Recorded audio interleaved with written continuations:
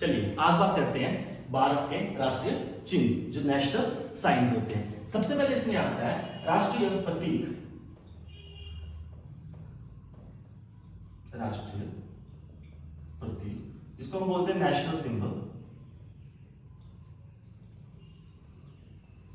National symbol जो हमारा national symbol है वो कौन सा है? अशोक स्तंभ। अशोक स्तंभ, ठीक है। इसको कब अपनाया गया था? इसको अपनाया गया था 26 जनवरी 1950। 26 जनवरी 1950 को इसको भारत का राष्ट्रीय प्रतीक माना गया था, अशोक स्तंभ को, ठीक है। अशोक स्तंभ है कहां पे वैसे? ये है सारनाथ। सारनाथ कहां है? यूपी, उत्तर प्रदेश में, ठीक है। अशोक स्तंभ है कहां पे? है सारनाथ में। सारनाथ है कहां पे? यूपी में। इसके नीचे एक स्लोगन लिखा रहता है, सत्यमेव जयते। सत्यमेव जयते। जो सत्यमेव जयते है वो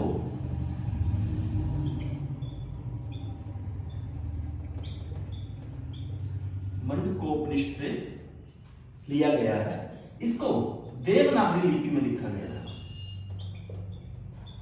जो हमारी हिंदी लैंग्वेज है वो भी देवनागरी लिपि है, लेफ्ट से राइट चलती है ना। जैसे उर्दू है, फारसी है, वो राइट से लेफ्ट चलती है। देवनागरी लिपि कैसे चलती है? लेफ्ट से राइट चलती है। मंडकोपनिषद से इसको लिया गया।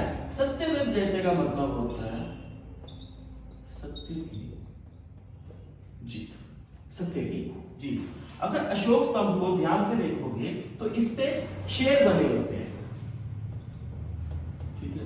इसमें 4 शेर बने होते हैं, लेकिन हमें दिखाई कितने देते हैं? 3। पीछे वाला दिखाई नहीं देता, ठीक है। ऐसे बने होंगे ना 1 2 3 4 ऐसे करके बने होंगे तो हमें सामने वाले दिखाई देंगे। यहां से हम देखेंगे सामने वाले दिखाई देंगे, ये वाला दिखाई नहीं देगा। बेसिकली 4 शेर होते हैं, लेकिन हमें दिखाई कितने देते हैं? 3 शेर दिखाई देते हैं। उसके बाद क्या होता है? इसके नीचे एक साइड पे सांड बना होता है और एक साइड पे घोड़ा बना होता है। अब सांड किसका प्रतीक होता है? मेहनत का। और घोड़ा गति का, ठीक है। तो ये था हमारा राष्ट्रीय प्रतीक, नेशनल सिंबल अशोक स्तंभ। इसमें क्वेश्चन क्या बनते हैं कि भारत का राष्ट्रीय प्रतीक क्या है? अशोक स्तंभ। कहां से लिया गया है? सारनाथ, यूपी से, ठीक है। कब अपनाया गया था इसको? 26 जनवरी 1950, 26 जनवरी 1950 को। इसके नीचे स्लोगन क्या लिखा गया है? इसके नीचे स्लोगन लिखा गया है सत्यमेव जयते। वो कौन सी लिपि में लिखा गया है? देवनागरी लिपि में लिखा गया है। कौन से उपनिषद से लिया गया है? मंडकोपनिषद से लिया गया है। जिसमें सत्यमेव जयते का मतलब क्या होता है? सत्य की जीत। इसमें शेर कितने होते हैं? 4 शेर होते हैं, लेकिन हमें दिखाई कितने देते हैं? 3 शेर दिखाई देते हैं, ठीक है। और इसके एक साइड पे सांड बना होता है, एक साइड पे घोड़ा बना होता है। जो सांड होता है वो मेहनत का प्रतीक होता है, और जो घोड़ा होता है वो गति का प्रतीक होता है। अब पुलिस या आर्मी की जो कैप होती है उसमें भी अशोक स्तंभ बना होता है, ठीक है। कभी भी देखना अशोक स्तंभ को कभी भी झुकाया और गिराया नहीं जाता। अगर आर्मी वाला या पुलिस वाला कोई आएगा ना, मान लो अपने माता पिता के पैरों को हाथ लगा रहा है, तो पहले कैप उतारेगा अपनी, क्योंकि अशोक स्तंभ को कभी भी झुकाया नहीं जाता, ठीक है। देखा ना आपने आर्मी वाले जब परेड करते हैं गर्दन ऐसे खड़ी रहती है उनकी। अशोक स्तंभ को हमेशा ऊपर रखा जाता है, ठीक है। उसके बाद देखते हैं भारत का झंडा, ठीक है। चलिए अब बात करते हैं राष्ट्रीय ध्वज, नेशनल फ्लैग। तो हमारा राष्ट्रीय ध्वज तिरंगा है। तिरंगे को डिजाइन किया पिंगली वैंकया। तिरंगे को किसने डिजाइन करा है? पिंगली वैंकया। इसमें 3 रंग होते हैं, ठीक है। कौन कौन से होते हैं? केसरिया, सफेद, हरा। केसरिया, सफेद, हरा। केसरिया रंग जो होता है वो होता है शौर्य और त्याग। जो केसरिया रंग होता है वो शौर्य और त्याग का प्रतीक होता है। सफेद रंग जो होता है वो पवित्रता का प्रतीक होता है या शांति का प्रतीक होता है। और जो हरा रंग होता है वो समृद्धि का प्रतीक होता है। ठीक है। अब देखिए जो नेशनल फ्लैग था इसको अपनाया कब गया, इसको अपनाया गया 22 जुलाई 1947 को। 22 जुलाई 1947 को जो हमारा राष्ट्रीय ध्वज तिरंगा है उसको अपनाया गया। ठीक है। जो राष्ट्रीय ध्वज होता है इसमें एक अशोक चक्र बना होता है। अशोक चक्र में 24 तीलियां होती हैं, जो लाइंस बनी होती है ना, 24 तीलियां बनी है। उनका जो रंग है वो कौन सा होता है, गहरा नीला, डार्क ब्लू कलर की बनी होती है। ठीक है। जो नेशनल फ्लैग है वो हमेशा 3:2 के अनुपात में होता है, 3:2 के अनुपात में। इसकी जो लेंथ और ब्रेथ, लंबाई और चौड़ाई है वो हमेशा कितनी होगी, देख लो। अगर मान लो ये नेशनल फ्लैग है हमारा,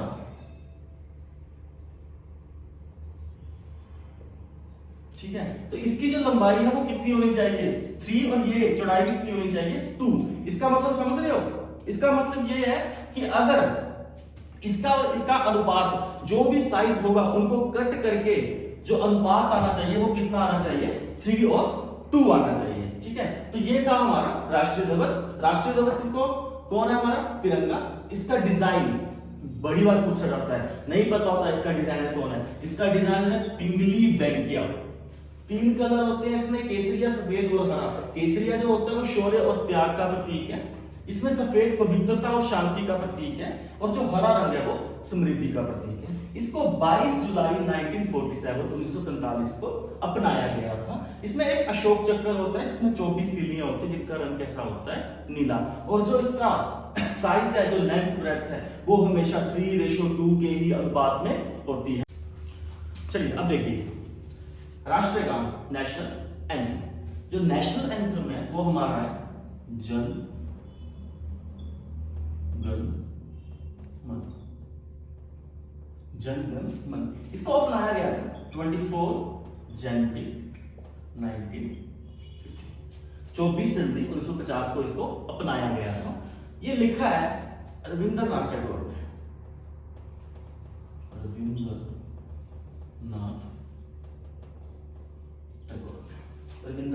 टैगोर। अब इसको गाने की जो अवधि है वो कितनी है, 52 सेकंड, 52 सेकंड। इसको गाने की जो अवधि है, जो टाइम पीरियड है वो कितना है, 52 सेकंड का। यही अगर इसको संक्षिप्त अवधि देखी जाए, इसकी संक्षिप्त अवधि इसकी देखी जाए तो वो आती है 20 सेकंड। ठीक है। अगर नॉर्मल क्वेश्चन आएगा ना कि राष्ट्रीय गान की अवधि कितनी है गाने की, तो 52 सेकंड है, लेकिन ये नहीं पूछता, वो पूछता है संक्षिप्त अवधि कितनी है, और उसमें 52 सेकंड ऑप्शन भी दिया होता है और बंदे इसी को टिक करके आते हैं। ठीक है। इसमें कितना आता है, 20 सेकंड। संक्षिप्त अवधि में आता क्या है, पहली पंक्ति प्लस अंतिम पंक्ति। जो संक्षिप्त अवधि आती है उसमें पहली पंक्ति और अंतिम पंक्ति गाई जाती है। ठीक है। राष्ट्रीय गान, नेशनल एंथम, जन गण मन अपनाया कब गया, 24 जनवरी 1950 को। इसके द्वारा लिखा गया, रविंद्रनाथ टैगोर के लिखा गया। अवधि कितनी है इसकी, 52 सेकंड है। संक्षिप्त अवधि कितनी है इसकी, 20 सेकंड है, जिसमें कि पहली पंक्ति और अंतिम पंक्ति आती है।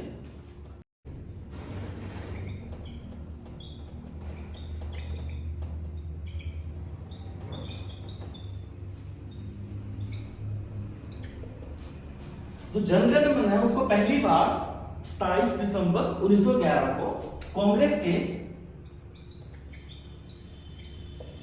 कोलकाता अधिवेशन,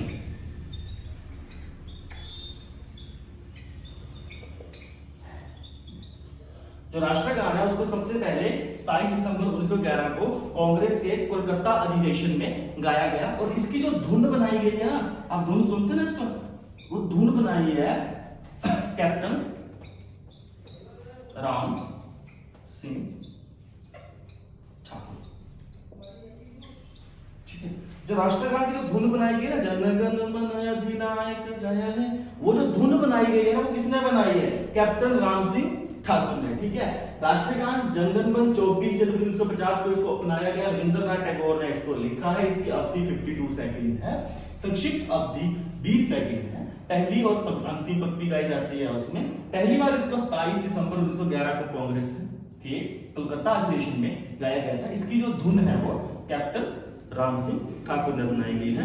अब नेशनल एंथम को लेके ये बात है कि जब भी नेशनल एंथम चलेगा, ठीक है, तो आपको खड़ा होना पड़ेगा, ठीक है, लेकिन कंडीशन ये आती है कि अंडर रूफ आ रहा है, छत के नीचे आ रहा है ना, फिर आप खड़े नहीं होंगे। अगर छत के नीचे गाया जा रहा है फिर नहीं खड़े होना, अगर ओपन स्पेस में गाया जा रहा है तो आपको वहां पे खड़े ही होना है, ठीक है। नेक्स्ट देखिए, नेक्स्ट आपका आता है राष्ट्रगीत। अब बड़े से बड़े लोगों को ना राष्ट्रीय गीत और राष्ट्रीय गान में डिफरेंस ही नहीं पता, नेशनल एंथम और नेशनल सॉन्ग में। तो नेशनल एंथम जनगण मन, नेशनल सॉन्ग जो है वो हमारा वंदे मातरम है। वंदे मातरम, वंदे मातरम को राष्ट्रीय गीत नेशनल सॉन्ग कब अपनाया गया था? 26 जनवरी 1950, 26 जनवरी 1950 को वंदे मातरम को राष्ट्रीय गीत अपनाया गया था, जिसको लिखा है बंकिम चंद्र चटर्जी ने। बंकिम चंद्र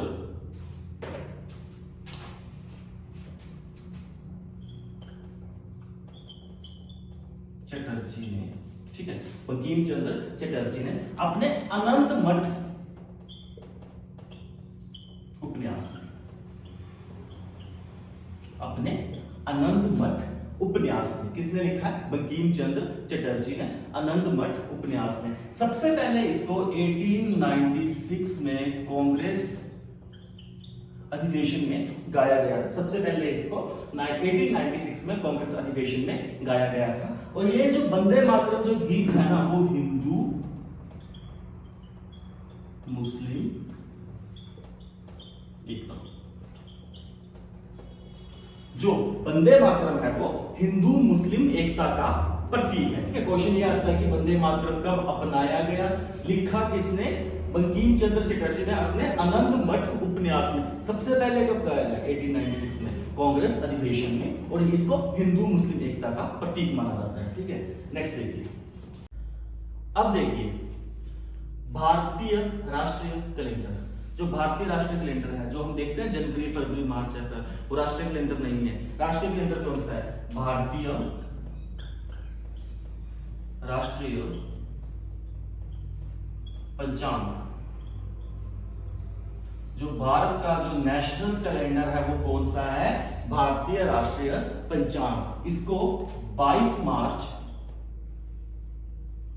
1957 को अपनाया गया, और यह शक संबत पर आधारित है, ठीक है। आपने देखा होगा जो पंडित आता है ना, पंडित के पास एक बुक पड़ी रहती है। जब भी घर पे पंडित आएगा कुछ बताएगा ना आपको कि एकादशी कब है, पुण्य कब है, वो बताएगा ना, उसके पास बुक पड़ी रहती है। उस बुक को क्या बोलते हैं?